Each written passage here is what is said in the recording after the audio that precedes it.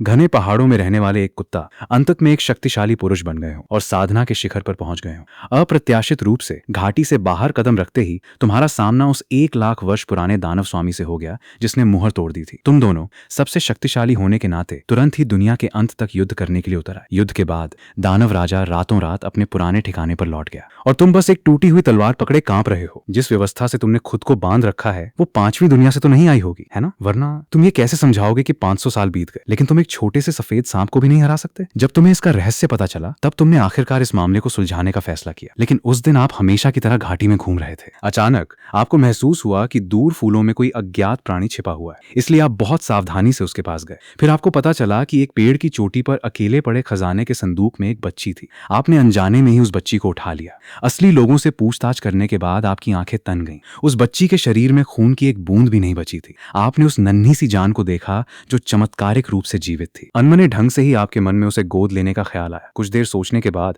अचानक आपको खून की एक बूंद मिली जिस पर प्राचीन चीनी अक्षर खुदे हुए थे। जैसे ही खून की आखिरी बूंद बच्चे के दिल पर स्याही की तरह अंकित की गई, उसी समय आकाश में लटके हुए बेदोऊ के 7 तारे जगमगा उठे। आपने बच्चे को देखा जिसका चेहरा धीरे धीरे लाल हो रहा था और आप हंस पड़े। अब से तुम्हें चेन शिंके कहा जाएगा। पता ही नहीं चला और 6 साल बीत गए। बच्ची एक प्यारी सी नन्ही लड़की बन गई थी। हालांकि वो बच्चा एक बूढ़ा निकम्मा पिता था, फिर भी उसके मन में फीनिक्स बनने का सपना था। 5 साल की उम्र में ही आपको पता चलने लगा था कि वो साधना कर रहा है। इस समय छोटा शिंके एक थाली पर बैठा था। उसके शरीर में रहस्यमय प्रकाश निरंतर प्रवाहित हो रहा था। स्पष्टतः वो साधना के उद्देश्य से ही इस संसार में प्रवेश कर चुका था। लेकिन दुर्भाग्य से उसकी मुलाकात एक ऐसे बूढ़े पिता से हुई जो दिन भर बिस्तर पर लेटे रहते थे। उन्हें नन्हे शिंकाई की प्रतिभा का अंदाजा नहीं था। जब रात होने लगी तो नन्हा शिंकाई अचानक उत्साहित हो गया और उठ खड़ा हुआ। पिताजी, मुझे साधना की शांति का अनुभव हो रहा है। मुझे उम्मीद है कि मैं जल्द ही टोंगजुआन मिरर तक पहुंच जाऊंगा। मेरी शिंके साधना वाकई बहुत अच्छी है। आज रात मैं तुम्हें इनाम के तौर पर मीठा खट्टा मशरूम बनाकर खिलाऊंगी। ठीक है? ठीक है, ठीक है, मुझे तुम सबसे ज्यादा पसंद हो। नन्हा शिंके वापस मकबरे में कूद गया। उसकी प्यारी पीठ को देखकर आपको लगा मानो आपकी पूरी टीम ठीक हो गई हो। और ठीक उसी क्षण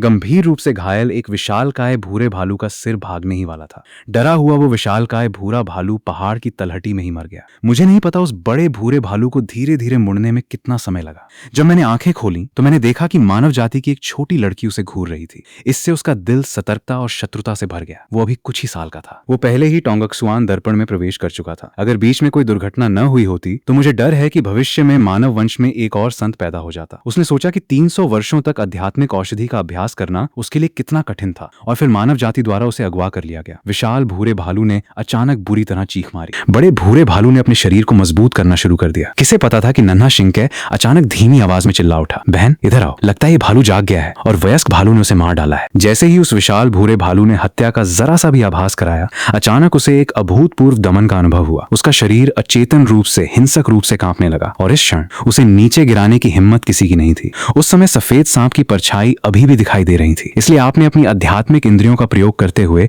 काले भालू को ध्यान से महसूस किया। आपने पाया कि वो वास्तव में कमजोर और दयनीय था और उसके शरीर में मामूली आंतरिक चोट थी। ऐसा लग रहा था कि वो अपनी बेटी की चोट से थोड़ी सी ज्यादा गंभीर थी। इस पल अचानक आपका दिल बैठ गया तो तुमने भालू को बुरी तरह हरा दिया। वो बस उठकर दया की भीख मांगना चाहता था। तभी उसे नन्हे शिंके की जिज्ञासु आवाज सुनाई दी, पिताजी ये कोई साधारण भालू है या सुनहरा भालू? बड़े भूरे भालू ने तुरंत पलटकर अपना पेट दिखाया। फिर उसने मुंह बनाकर बेवकूफी का नाटक किया। आपने नन्हे शिंके के छोटे से सिर को प्यार से छुआ। अगर ये कोई दानव है तो मुझे इस समस्या का पहले से ही समाधान करना होगा। देखने में तो ये एक साधारण भूरे भालू जैसा लग रहा है, इसलिए मैंने इस पर प्रतिबंध लगा दिया है। मैं इसे आपके पास पालतू जानवर के रूप में छोड़ देता हूँ। बहुत बढ़िया, इससे भविष्य में मेरे पास खेलने के लिए दोस्त होंगे। धन्यवाद पिताजी। और इस क्षण विशाल भूरे भालू को अपनी बुद्धिमत्ता पर गर्व होने लगा। अगले ही पल उसने अपना रोएदार सिर छोटी बच्ची के हाथ पर रख दिया तो आपने बड़े भूरे भालू के हृदय में स्थित एक स्वर्णिम ऊर्जा बिंदु को एकत्रित कर लिया। उसी समय बड़े भूरे भालू ने महसूस किया कि उसका पुराना घाव तेजी से ठीक हो रहा है। पिताजी ने उस पर प्रतिबंध भी लगा दिया। जब तक उसके मन में तुम्हें चोट पहुंचाने का ख्याल रहेगा वो दर्द में रहेगा। बहुत खूब शियाओ हुई, मैं तुम्हें अपने लगाए हुए फल दिखाने ले चलता हूँ। शियाओ हुई में विरोध करने की बिल्कुल भी हिम्मत नहीं थी। वो बस उस छोटी लड़की के पीछे जंगल में चली गई। चलते चलते अचानक उसके मन में एक साहसिक विचार आया, अगर तुम इस नन्हे बच्चे को नियंत्रित कर सकती हो तो क्या तुम परोक्ष रूप से पवित्र गुरु को भी नियंत्रित नहीं कर सकती? वो बड़ी चतुराई से हिसाब लगा रही थी। उसे पता ही नहीं चला कि वो अभी अभी उछल कूद कर रही थी। उसके सामने का नन्हा तारा अचानक हिल गया। बड़े भूरे भालू ने लगभग कोई प्रतिक्रिया नहीं दी, सीधा वार हुआ। ये छोटी बच्ची क्या कर रही है? अगर ये मुझे लग जाए तो मुझे मौत से डर नहीं लगता। जैसे ही उस विशालकाय भूरे भालू को तारे पर थोड़ा सा गुस्सा आया, उसे लगा कि उसका दिल जोर से धड़क रहा है, मानो फटने ही वाला हो। बड़ा भूरा भालू अचानक जमीन पर गिर पड़ा। पता नहीं दर्द कम होने में कितना समय लगा। बड़े भूरे भालू को पूरे शरीर में कमजोरी महसूस हो रही थी। वो एक मरे हुए कुत्ते की तरह जमीन पर पड़ा रहा। अचानक उसके सामने एक छोटा सा सिर प्रकट हुआ। उसने केवल उस नन्हे तारे को मुस्कुराते हुए देखा। पिताजी, आप कमाल के हैं। शिया हुई, तुम पहले मुझे मारना चाहती थी, है ना? वेन यान, उस बड़े भूरे भालू का शरीर तो छलनी जैसा हो चुका था, लेकिन उसने खुद को अनजान होने का दिखावा करने के लिए मजबूर किया। उसकी आंखें फिर से साफ और भोली हो गईं। नन्हा तारा उसे सजा पाते देख जोर से हंस पड़ा। शाह हुई, अगर मैंने अभी तुम्हें 3-5 बार टोका न होता तो क्या तुम्हें लगता है कि मेरे पिताजी तुम्हें टुकड़े टुकड़े कर देते? उसने बड़े भूरे भालू के रोएदार सिर को छूते हुए कहा, मुझे पता नहीं क्यों, लेकिन मेरे पिताजी को राक्षसों से सबसे ज्यादा नफरत है। वेन यान, बड़ा भूरा भालू, जमीन पर घुटने टेक कर बैठ गया। उठो, मैं चाहता हूँ कि और भी लोग मेरे साथ खेलें, लेकिन मैं धोखा नहीं खाना चाहता। पापा ने कहा था कि दोस्तों को एक दूसरे के प्रति ईमानदार रहना चाहिए, लेकिन तुम मेरे दोस्त नहीं हो, तुम तो बस मेरे पालतू जानवर हो। विशालकाय भूरे भालू वेन यान एक पल के लिए वहीं खड़ा रह गया। नन्हा तारा बोलता रहा, तो मुझे तुम्हारे साथ ईमानदार रहने की जरूरत नहीं है, लेकिन तुम्हें मेरे साथ ईमानदार रहना होगा, समझे? बड़े भूरे भालू ने आखिरकार देखा कि दूसरा पक्ष उसकी मौजूदगी को पूरी तरह से दबा रहा है। नन्हा तारा पल भर में गायब हो गया। अब मैं बस ये जानना चाहता हूँ कि ऐसे नन्हे शैतान को पालने पोसने का माहौल कैसा होता है। फिर उसे जल्द ही पता चला कि वो नन्हा तारा उसे तथाकथित फल दिखाने नहीं ले गया था, बल्कि एक गुप्त गुफा में ले गया था। काली गुफा को देखकर लगा कि उसमें कुछ भी नहीं है, लेकिन उस बड़े भूरे भालू के खून में डर समा गया। उसने भागने की अपनी इच्छा को रोकने की पूरी कोशिश की। उसने गुफा के प्रवेश द्वार पर नन्हे तारे को उछलते कूदते और जोर जोर से चिल्लाते देखा, मास्टर शियाओबाई, आइए और मेरे नए पालतू जानवर को देखिए। कुछ देर बाद उसने एक छोटे से सफेद सांप को गुफा से धीरे धीरे बाहर निकलते देखा। सांप की आंखों ने विशालकाय भूरे भालू पर एक नजर डाली। विशालकाय भूरा भालू डर के मारे तुरंत घुटनों के बल बैठ गया। नन्हा सफेद सांप दूसरी तरफ देखने लगा। तुम्हें डरने की जरूरत नहीं है, मेरा असली शरीर अभी भी एकांत में है, ये तो बस मेरे शरीर का अवतार है।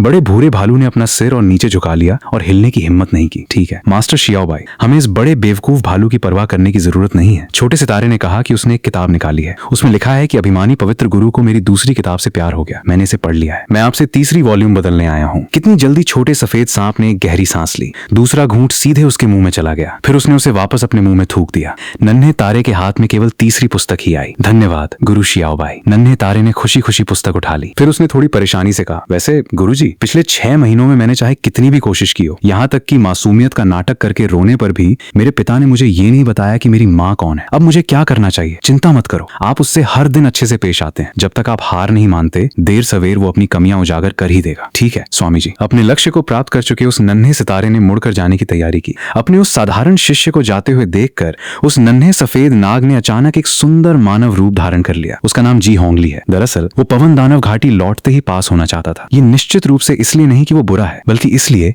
कि वो इंसान बहुत छोटा है। उस समय वो बहुत उत्सुक हो गया, इसलिए उसने छुपकर आपको देखना शुरू कर दिया। लेकिन उसे ये उम्मीद नहीं थी कि आपकी एक और बेटी है। और सबसे अहम बात यह है कि उसने कभी भी आपके समझदार होने का कोई संकेत नहीं देखा। अब वो और भी उत्सुक हो गया है। वो खुद को रोक नहीं पाया और उस नन्हे सितारे से टकरा गया। इस तरह दोनों अकेली महिलाओं को जल्दी ही प्यार हो गया। जी होंगली न केवल नन्ही स्टार को अभ्यास में मार्गदर्शन देगा, बल्कि उसके साथ अपने सच्चे दिल की बात भी साझा करेगा। बातचीत के दौरान जी होंगली ने अनजाने में तुम्हारे बारे में अपनी जिज्ञासा व्यक्त कर दी। 6 साल की उस नन्ही स्टार ने अपनी छाती की तस्वीर ली और पूछताछ में मदद करने के लिए तैयार हो गई। बाद में आपको भी बहुत अजीब लगा। उदाहरण के लिए, जब आप अपनी बेटी के साथ घाटी में टहल रही थीं, तो आपने पेड़ की डाल के सिरे पर 2 छोटे पक्षी देखे। देखो, ये दोनों नन्हे पक्षी कितने खुश दिख रहे हैं। साफ सुनाई दे रहा है कि वो कुछ बोल रहा है। ऐसा लगातार कई बार हो चुका है। अपनी बेटी की सुरक्षा को लेकर चिंतित होकर आपको शक होने लगा कि नन्हा तारा आपसे क्या छिपा रहा है। इसलिए आप चुपके से उस गुफा में घुस गए जहां नन्हा तारा अक्सर जाता था। आपने गहरी सांस ली और गुफा में प्रवेश कर गए। गुफा में कदम रखते ही आपने बर्फ की सतह पर एक खूबसूरत महिला को लेटे हुए देखा। उस खूबसूरत महिला को देखकर तुरंत पसीना छूट गया। आप समझ गए कि वो कोई साधारण इंसान नहीं हो सकती, लेकिन उसका अपनी बेटी से क्या संबंध है? आप चुपके से गुफा से निकल गए तो आपने तुरंत उस नन्ही परी को ढूंढा और उससे पूछा कि उस औरत के साथ क्या हो रहा है। नन्ही परी की आंखें चमक उठी। पापा, क्या आपने श्री शियाओबाई को देखा है? मैं उनसे पिछले साल घाटी में फूल तोड़ते समय मिली थी। श्री शियाओबाई कमाल के इंसान हैं। उन्होंने न केवल मुझे साधना सिखाई, बल्कि कई रोचक कहानियां भी सुनाई। ये सुनकर तुम्हारा सिर भारी हो गया होगा। तुमने मुझे ये क्यों नहीं बताया कि नन्हे सितारे का चेहरा खून से लथपथ है? श्री शियाओबाई ने मुझसे इसे गुप्त रखने को कहा था। आप आह भरे बिना नहीं रह सके। आखिरकार वो आपकी बेटी का गुरु निकला। हालांकि जब आप अपनी बेटी को लेकर चिंतित थे, तब हजारों साधक तियानबेई मंडप के उद्घाटन की 120वीं वर्षगांठ के उपलक्ष्य में तियानबेई मंडप के सामने एकत्रित हुए थे। तियानबेई मंडप में दर्ज सभी रिकॉर्ड मानव जाति की सबसे प्रतिभाशाली और असाधारण प्रतिभाओं के हैं। इनमें से रेनबेई मंडप में दर्ज सभी रिकॉर्ड नई पीढ़ी के सबसे होनहार प्रतिभावान व्यक्तियों के हैं। इनमें सबसे शक्तिशाली साधकों के नाम शामिल थे। तियानबेई मंडप में सभी अभिलेख पवित्र गुरु के अधीन दर्ज हैं। जिंजियावेई की गर्जना के साथ तियानबेई मंडप का उद्घाटन हुआ और रेनबेई मंडप प्रकट हुआ। तभी अचानक एक सुनहरा स्क्रॉल प्रकट हुआ। 100वां स्थान जुआन तियान जियान जोंग लू मिंग जुआन, 99वां स्थान जी जिया गोंग लुआन मियाओ, 98वां स्थान, जीव जियाओ लेइगे कुइन्यू। जैसे जैसे रेनबई मंडप में नाम एक एक करके प्रकट होते गए, चौक पर मौजूद सभी साधक ईर्ष्या से भर उठे। जब झोउ राजवंश की राजकुमारी जिन शिव का स्वर्णिक प्रशस्ति पत्र तीसरे स्थान पर प्रकट हुआ तो चौक पर मौजूद लोग चौंक गए। राजकुमारी जिन शिव तो केवल तीसरे स्थान पर थीं, पहले 2 स्थान पर कौन थे ये तो पता नहीं। दूसरे स्थान पर रहे होंग जियांग लोंग नाम के एक 5 वर्षीय लड़के ने सबके सामने अपनी उपस्थिति दर्ज कराई। उसकी बाईं आंख में एक कृंतक छिद्र था, उसकी दाहिनी आंख में रक्त के रंग के 3 तारे दिखाई दे रहे थे। ताइक्सुआन संप्रदाय के प्रमुख इतने उत्तेजित हो गए कि उन्होंने आकाश के पवित्र शरीर को टुकड़े टुकड़े कर दिया। इतना ही नहीं, जब रेनबई मंडप ने अपनी प्रतिभा का स्रोत पुनः प्राप्त करना शुरू किया तो होंग परिवार के स्वामी होंग तियानक्यू ने कहा, क्या होंग परिवार के स्वामी रेनबई मंडप का सपना देखने की हिम्मत कर सकते हैं? लेकिन अगले ही पल रेनबई मंडप के सुनहरे प्रकाश ने काले कोहरे को चीर दिया। केवल 2 नवजात शिशु दिखाई दिए और मादा चील के सिर पर एक विशाल रक्त गोला उछल रहा था। वो मादा चील का खून लालच से चूस रहा था। जैसे ही सारा खून चूस लिया गया, मादा चील के शरीर से खून का एक लाल गोला उठा। यही पौराणिक सर्वोच्च रक्त है। जैसे ही खून का गोला प्रकट हुआ, उस आदमी ने उसे पकड़ा और सीधे नर चील के शरीर में डाल दिया। तुम एक जानवर हो। अपने बेटे की योग्यता बढ़ाने के लिए तुमने अपनी ही बेटी का खून बहा दिया। हालांकि विडंबनापूर्ण दृश्य सामने आया। मैंने केवल रेनबई मंडप पर धीरे धीरे एक नाम छपते हुए देखा। पहला नाम होंग युएचान था, लेकिन अगले ही पल मैंने होंग युएचान के 3 शब्दों को कुछ बार हिलते हुए देखा। ये एक बिल्कुल नया नाम बन गया, चेन शिंकै। ये बदल गया है, नाम बदल गया है। रेनबई पेवेलियन एक ऐसी जगह है जहां अमर लोग स्वतः ही अपने सपनों को साकार करने के लिए पहुंच जाते हैं। और रेनबई पेवेलियन के शीर्ष पर बैठे व्यक्ति ने अपनी पिछली पहचान से पूरी तरह नाता तोड़ लिया है। जब उसने होंग तियानके की बेटी को अपने साथ शामिल किया तो उसने जुआनियन महाद्वीप के सर्वोच्च स्वामी के चेहरे पर थप्पड़ मार दिया। दूर से होंग तियानके ने रेनबई मंडप पर लिखे नाम को देखा और चिल्लाया, मैं बूढ़ा हो गया हूँ, मैं मरना चाहता हूँ, चाहे कुछ भी हो जाए। मैं उस दुष्ट स्त्री का पता जानना चाहता हूँ, मैं मरना चाहता हूँ। होंग तियानके और उसके परिवार के चले जाने के बाद रेनबई मंडप की शान मिटने के साथ ही उसके शीर्ष पर जीवन धीरे धीरे समाप्त हो गया। फिर रेनबई मंडप का शीर्ष भाग सुनहरा रूप लेने लगा। 79वें स्थान पर शुआनियन संप्रदाय के नेता यिंग जिउजू विराजमान है। रेनबई मंडप में मूलतः पहले की तुलना में कोई खास बदलाव नहीं हुआ है। इसमें कोई आश्चर्य की बात नहीं है कि दाझोगुओ शिली चुनफेंग अभी भी पहले स्थान पर है। रेनबई मंडप के अनावरण के बाद ये एशिया का त्यानबई मंडप बन गया। इस समय चौक के चारों ओर मौजूद सभी लोग स्तब्ध रह गए। 12वां स्थान बादलों के स्वामी चू हुइझोउ को प्राप्त है। उनकी लोकप्रियता में अचानक उछाल आया है। बादलों के स्वामी चू हुइझोउ पिछले 3000 वर्षों में शीर्ष स्थान पर पहुंचने वाले एकमात्र वरिष्ठ देवता हैं। उन्हें त्यानबई मंडप में अंतिम व्यक्ति होना चाहिए था, लेकिन वे 11वें थे। एक भयानक आशंका सबके मन में उभर आई, परिचित नामों के साथ एक के बाद एक। जब दूसरे स्थान का पता चला तो पूरा चौक अचानक एक बंद गली में बदल गया। हालांकि सुनहरी रोशनी रुकी नहीं और अंततः पहले स्थान चेन चांगान पर केंद्रित हो गई। उसी समय घाटी से अचानक एक स्पष्ट आवाज गूंजी, पिताजी आप क्या सोच रहे हैं? मेरा ध्यान कहीं और भटक गया है। मुझे आपसे एक सवाल पूछना है। आपको मास्टर शियाओबाई में क्या पसंद है? शियाओक्सिंग की आंखें अचानक खुल गईं। पिताजी आप मास्टर शियाओबाई के बारे में सोच रहे थे? हाँ, आपने उनके छोटे से सिर पर हाथ फेरा। खैर वो तुम्हारे गुरु हैं, एक बड़े होने के नाते मुझे उनसे मिलना चाहिए। शियाओशिंकै ने निराशा से सिर झुकाया और खिलखिलाकर हंस पड़ी। मुझे लगा था कि पिताजी को आखिरकार समझ आ ही गया। फिर उसने सिर उठाकर कहा, मास्टर शियाओबाई को दिलचस्प चीजें सबसे ज्यादा पसंद हैं। पिछली बार मैंने उन्हें अपना बनाया हुआ टिड्डा दिखाया था, वे बहुत खुश हुए थे। आप अच्छी बातों के बारे में सोच रहे थे। अगली सुबह जब आप उसके गुरु से मिलने गए तो वहां एक ऊंची पहाड़ी पर एक बूढ़ा व्यक्ति रक्त जेड के साथ बैठा था, जो मानो दिशा का ज्ञान प्राप्त कर रहा था। आप और शियाओशिंकै घाटी के प्रवेश द्वार पर पहुंचे। शियाओशिंकै दौड़कर आपके पास आया और बोला, गुरु शियाओबाई, प्रवेश द्वार के सामने हवा में एक आकृति दिखाई दी। हालांकि ये दूसरी बार था जब आपने उसे देखा था, फिर भी आप दोनों एक दूसरे को देखने से खुद को रोक नहीं पाए। हालांकि इन दोनों आंखों ने आपको ऐसा महसूस कराया जैसे आपने उसे कहीं देखा हो। वहीं दूसरी ओर जब सफेद कपड़ों वाली महिला ने चुपचाप आपकी ओर देखा तो आपको उसकी कमी महसूस हुई। ये आदमी फिर से ताकतवर हो गया है। आप दोनों प्रवेश द्वार के सामने खड़े थे और एक दूसरे से मिले। इसी समय शियाओक्सिंकै खुशी से आपकी ओर दौड़ी और आपका उससे परिचय कराया। पिताजी, ये मेरे गुरु शियाओबाई हैं, वेन्यान। तुमने सफेद वस्त्रधारी महिला को प्रणाम किया था और उन्हें भी विनम्रता पूर्वक प्रणाम किया था। मैं आज आपसे मिलने और मुझे शिक्षा देने के लिए धन्यवाद देने आया हूँ। आपने कहा कि आपने लकड़ी का शतरंज बोर्ड निकाला था। ये एक छोटी सी चीज है, हालांकि ये थोड़ा खुरदुरा हो सकता है। मुझे उम्मीद है कि आपको बुरा नहीं लगेगा। आपने उसकी ओर देखा और ध्यान से शतरंज बोर्ड को समेट लिया। आपका चिंतित हृदय अंततः शांत हो गया। लेकिन आपने सोचा कि दूसरा व्यक्ति आपसे इतना सावधान क्यों था? क्या उसे पता चल गया था कि आप पिछली बार गुफा में गए थे, इसलिए आपने उससे कहा कि मैं असभ्य थी? आपको ज्यादा कुछ कहने की जरूरत नहीं है, क्योंकि आपने मुझे पहचान लिया है। तो चलिए मान लेते हैं कि कुछ हुआ ही नहीं। आपने उसकी कई बातों पर गौर किया। क्या उसे सच में पता चल गया कि पिछली बार वो चुपके से गुफा में घुस गया था? लेकिन लगता है कि दूसरा व्यक्ति इस मामले को आगे नहीं बढ़ाना चाहता। तो आपने उनसे कहा कि आप सही थे, मुझे उस समय कोई आपत्ति नहीं थी। ये अच्छी बात है। आप दोनों ने एक दूसरे को देखकर मुस्कुराया। आपको इस बात का एहसास ही नहीं हुआ कि आप दोनों की बातें बिल्कुल अलग थीं।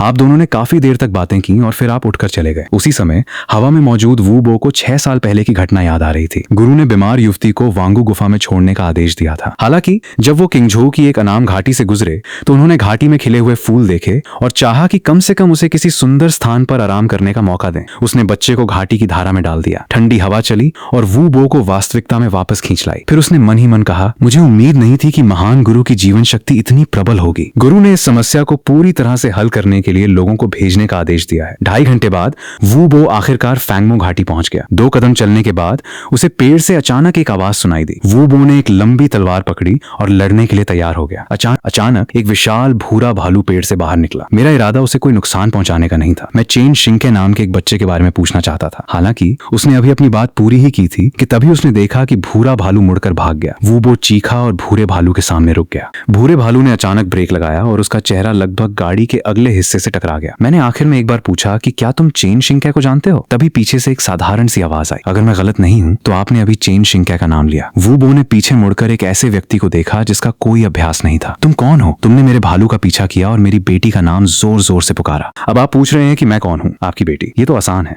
अचानक उसने अपने सामने खड़े आदमी की ओर इशारा किया, लेकिन लंबी तलवार उस युवक से 3 इंच की दूरी पर टूट गई। ये देखकर वू बो चौंक गया, लेकिन उसने ज्यादा सोचने की हिम्मत नहीं की। उसने तुरंत एक निषिद्ध जादुई हथियार फेंका जो चांग शेंगजिंग को पल भर में मार सकता था। हालांकि उससे बस उसकी उंगली पर हल्का सा ही वार हुआ। जादुई हथियार हवा में ही टुकड़ों में बिखर गया। वू बो भयभीत हो गया। ये कैसे संभव हो सकता है? तुम कौन हो? तुमने अभी तक मेरे सवाल का जवाब नहीं दिया है। वू बो ने तुरंत आपको प्रणाम किया। गुरुजी के आदेशानुसार वो होंग परिवार की वंश परंपरा की खोज में आया है। जिस लड़की को आपने गोद लिया है वो होंग परिवार की सबसे बड़ी बेटी होंग युचान है। क्या आपने इसके बारे में नहीं सुना? शिंके मेरी बेटी है। इसका होंग परिवार से कोई लेना देना नहीं है। आपको सोच समझकर फैसला लेना होगा। ऐसा कहा जाता है कि वू बो ने एक लाल तीर दिया था। ये एक फेन त्यानलिंग है जिसे होंग परिवार ने स्वयं बनाया था। इसे भेजे जाने के बाद होंग परिवार अफ्रीका आएगा। 1000 मील के दायरे में ये एक समतल भूमि प्रतीत होगी। आपका मतलब रेड एरो से है। कोशिश करके देखिए, देखते हैं कि ये वाकई इतना शक्तिशाली है या नहीं। ठीक है, चूंकि तुम मरना चाहते हो तो मैं तुम्हारी मदद करूंगा। वू बो ने तीर को हवा में फेंकने की पूरी कोशिश की। तीर लाल रंग का हो गया और सीधे बादल की ओर उड़ गया। लेकिन तभी अचानक ऊपर एक काला दैत्य प्रकट हो गया। फिर उसने अपनी हथेली बंद कर ली और तीर को हथेली में थाम लिया। वू बो ने अपना मुंह खोला। उसकी ठुड्डी मानो जमीन पर गिरने ही वाली थी। उसे अचानक एहसास हुआ कि उसके सामने खड़ा युवक शेंगजिंग था। जब तुम इस बूढ़े आदमी को मारने ही वाले थे तभी पीछे से एक तीखी आवाज आई, पिताजी मैंने बहुत सारे मशरूम तोड़े हैं, आज रात मशरूम का सूप बनाते हैं, ठीक है? 5-6 साल की एक बच्ची